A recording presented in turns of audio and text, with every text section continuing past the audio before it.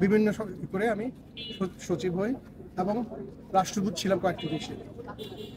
আমাকে 2017 সালের ইলেকশনের আগে আমি এয়ারপোর্ট যাচ্ছিলাম আমার মেয়েকে আনার জন্য। আমাকে 8-10 জন লোক বহুদিন ধরে ফলো করছিল।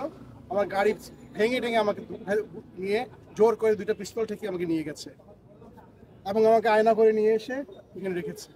আমি যেহেতু সেনাবাহিনীর অফিসার এবং এই ঢাকারই অফিসার, আমি ঢাকা সেনাবাসী ছিলাম, আমি জানতাম কোথায় আমাকে রাখা হচ্ছে এবং সেইখানে প্রচণ্ড নির্যাতন করা হতো লোকদেরকে।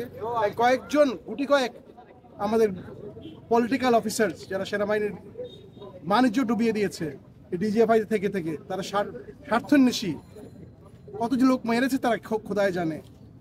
তারা এবং র্যাব এবং অন্যান্য যারা এখানে আছে, বিচার বহির্ভূত হত্যা, গুম, খুন, ক্রাইম এগেনস্ট হিউম্যানিটি।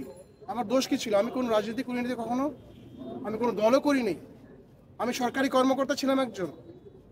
আমার দোষ ছিল যে আমি লেখালেখি করতাম।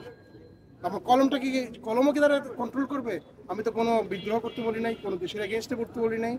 আমি চেয়েছিলাম ন্যায় বিচার। এই ন্যায় বিচারের জন্য কি আমাকে 16 মাস এই ডাঞ্জেনের ডাঞ্জেন মানে কি বলে আয়না করে ফেলে রেখে মাটির তলের মধ্যে একটা অন্ধকার রুমে আমি যে কত ক্ষতিগ্রস্ত হয়েছি ফিজিক্যালি, সেটা আপনাদের বলে বোঝাতে পারবো না। একবারে শেষ এটা বলে দেন। সবার মুক্তি চাই, যারা এগুলো করেছে তাদের বিচার চাই। এরা পুরো জাতির, সেনাবাহিনীর, সবার জন্য এরা একটা কলঙ্ক।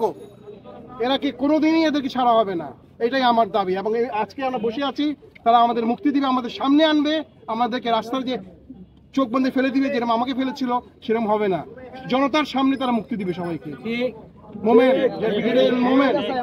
জনগণ চায় তারা মুক্তি, এরাই হলো আসল মুক্তি সংগ্রামী।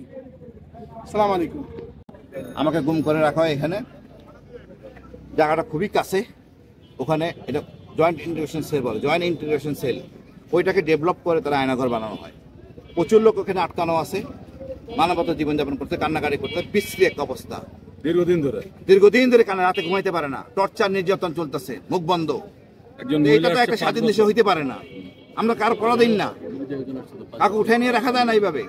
এই সেনাবাহিনী আমাদের গর্বের সেনাবাহিনী, স্বাধীনতার প্রতীক সেনাবাহিনী। এই সেনাবাহিনীর উপর বন্দুক রেখে কিছু অসৎ ডিজিএফআই কর্মকর্তা রাজনৈতিক সুবিধা নেওয়ার জন্য সেনাবাহিনীকে বদনামে ফেলাতে পারে না। এই লোকদেরকে চিহ্নিত করতে হবে, বিচার আনতে হবে এবং এদেরকে সবাইকে থাকতে হবে, জবাবদিহির মনে আনতে হবে। আমরা চাই ন্যায় বিচার, শান্তি শৃঙ্খলা। সেনাবাহিনী গর্বের সেনাবাহিনী থাকবে। সেনাপ্রধানের নিরপেক্ষতার জন্য তার অগ্রণী ভূমিকা থাকা দরকার আছে। তার ভূমিকা হলো এটাই যে সে কারণ ছাড়া অতি দ্রুত ছেড়ে দিবে, আর আমাদের কাছে দিবে। ওই রাস্তা নিয়ে ফেলাই দিবে, চোখ বেঁধে, এটা হবে না। এইসব গল্প বন্ধ, 6-9 হবে না। এইখানে আমাদের দিতে হবে, আমরা এখানে যাব না। আমরাও সেনাবাহিনী অফিসার, অনেক সেনাবাহিনী অফিসার আছে, এগুলো সবাই সেনাবাহিনী সদস্য, এদেশের সন্তান। কিছু অল্প কয়েকজন ডিজিএফআই সদস্যের জন্য আমরা হইতে পারি না। ডিজিএফআই দেশ চালায় না। আর আজকে